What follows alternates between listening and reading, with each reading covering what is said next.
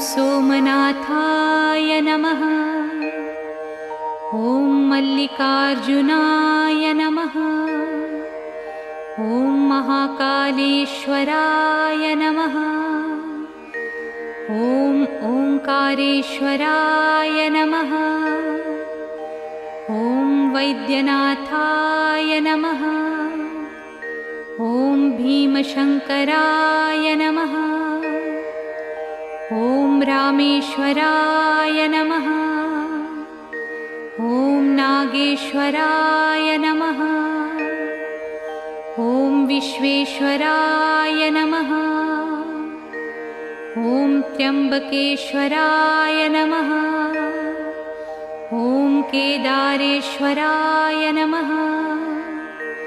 ॐ भुस्मेश्वराय नमः।